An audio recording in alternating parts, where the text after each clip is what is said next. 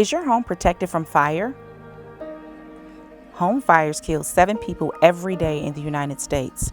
Make sure you're protected. A working fire alarm can mean the difference between life and death.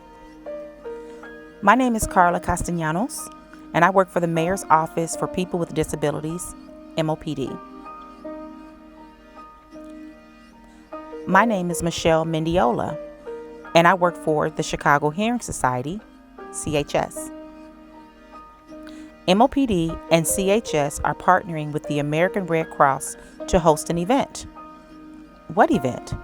A visual fire alarm safety event. When?